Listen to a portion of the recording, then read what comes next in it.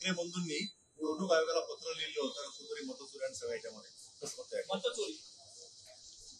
आता जे बिहारमध्ये यांनी केलं, जे बाकी ठिकाणी हे करतायत, तशाच प्रकारे महाराष्ट्रामध्ये सुरू आहे. आणि मला वाटतं जेव्हा पराभव समोर दिसतो तेव्हा हे सगळे कारण जे आहेत ते समोर येत असतात. सर, रवींद्र चव्हाण यांनी थेट आरोप लावलेला आहे की मतचोरी मोठ्या प्रमाणात झालेली आहे. अंबरनाथ परिषदेतील मतदार याद्यांमध्ये मोठा घोळ जो आहे पाहायला मिळतो. थेट त्यांचा रूप जो आहे तो शिंदेच्या शिवसेनेकडे पाहायला मिळतो. अधिकाऱ्याच्या खुर्चीच्या बाजूला बसूनच ही याद्या तयार झाल्या असा थेट आरोप करतात. इलेक्शन कमिशन जी आहे ही इंडिपेंडेंट ऑर्गनायझेशन आहे आणि मला वाटतं जो काही त्यांना हरकत घ्यायचा असेल तर त्यांनी जे आहे हे आपल्याला सगळे अधिकार जे आहे हे दिलेले आहेत लोकशाहीने. त्याच्यामध्ये जाऊन जर त्याच्यामध्ये काय प्रॉब्लेम असेल तर मला वाटतं इलेक्शन कमिशनचा जो परव्ह्यू आहे त्याच्यामध्ये मी काही जास्त बोलू शकत नाही.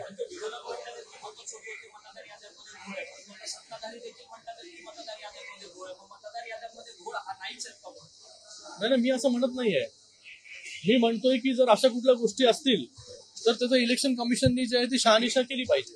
मतदार का आहे तो मुद्दा आपल्याला वारंवार प्रयत्न पाहिला. तो आधी मुंबई असेल किंवा महाराष्ट्रामध्ये कुंभार मतदाराचा मुद्दा वारंवार निवडणूक आयोगाचे ते आता निवडणूक आयोगाने हे देखील सांगितलेलं की जिथे जिथे दुबार मतदार आहे तिथे जे आहे स्टार मार्क जो आहे हा करण्यात आलेला आहे. तर हे एक्सप्लेनेशन जे आहे ते इलेक्शन कमिशन कडून देण्यात आलेलं आहे.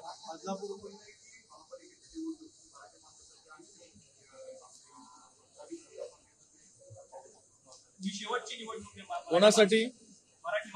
अरे असं थोडी असतं. मराठीचा मुद्दा जो आहे घेऊन किती दिवस जे आहे निवडणूक लढवणार.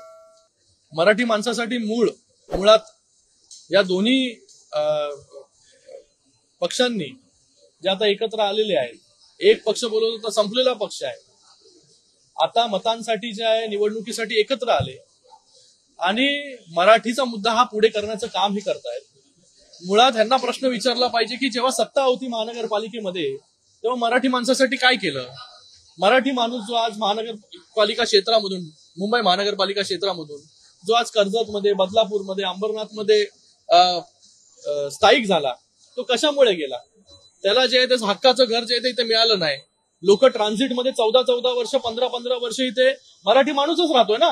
त्याच्यासाठी तुम्ही कधी विचार केला नाही की त्याला ट्रान्झिटमधून बाहेर काढायचं आणि त्याला चांगलं त्याचं हक्काचं घर द्यावं. त्याचा विचार जो आहे तो महायुतीच्या सरकारने केला.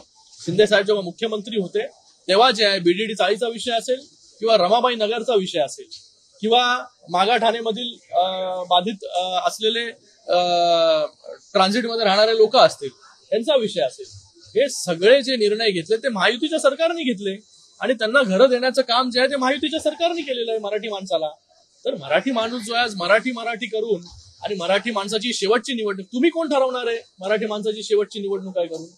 आज मराठी माणसाला त्याचं हक्काचं घर त्याला न्याय देण्याचं काम जे आहे ते महायुतीच्या सरकारने केलेलं आहे आणि महायुतीच्या मागे जो आहे मराठी माणूस जो आहे खंबीरपणे उभा राहील.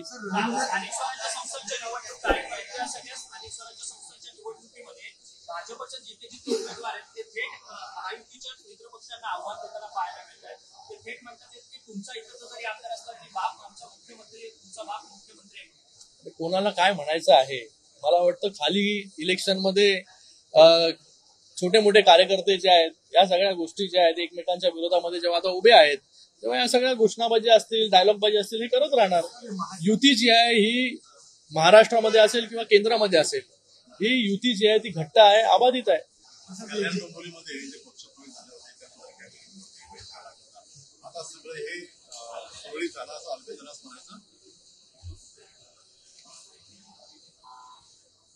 कल्याण डोंबिवली महानगरपालिका असेल किंवा आजूबाजूच्या महानगरपालिका असतील, मला वाटतं या सगळ्या महानगरपालिकेमध्ये युतीमध्ये ज्या आहेत ह्या निवडणुका झाल्या पाहिजे आणि त्याचबरोबर महायुतीचा जो आहे हा महापौर बसला पाहिजे. हा पहिल्यापासून जे आहे हे शिंदे साहेबांचा असेल किंवा आमच्या सगळ्यांचं मत आहे की महायुतीचा महापौर जो आहे हा सगळ्या महानगरपालिकेवरती बसला पाहिजे. त्याच्यामध्ये कोण काय वेगळं बोलत असेल तर कोणाला काय आजमावायचं असेल तर आता काही नगरपालिकेच्या निवडणुका चालू आहेत. भाजप पाळत नाही हे भाजप पाळत नाहीये का तुम्ही सांगताय की बघा, हे सगळ्यांनी पाळलं पाहिजे. आज अंबरनाथमध्ये शिवसेना आणि भारतीय जनता पार्टी एकमेकांच्या समोर लढते, बदलापूरमध्ये लढते. पण ह्या सगळ्या निवडणुका लढत असताना एक डिसिप्लिन जो आहे, कोणावरती काय टीका करायची, हे जर मला वाटतं एक रूपरेषा जे आहे हे सगळ्याच नेत्यांनी जे आहे ते पाळलेलं आहे. माननीय मुख्यमंत्री देवेंद्र फडणवीस जे असतील किंवा उपमुख्यमंत्री एकनाथजी शिंदे साहेब असतील किंवा अजितदादा असतील, आता हे प्रचार करत असताना विकासाच्या मुद्द्यावरती जे आहे प्रचार करतायत, कोणावरती जे आहे टीका करत नाही. ही जी आहे ही फ्रेंडली फाईट जी आहे ती काही ठिकाणी जे आहे युती आहे, काही ठिकाणी जे आहे ही आपले लोक जे आहेत ते एकमेकांच्या विरोधामध्ये लढतायत. पण मला वाटतं प्रत्येकाने जे आहे हे सगळ्या काय बोलतो त्याला डिसिप्लिन जे आहे ते राखलं पाहिजे, ठेवलं पाहिजे.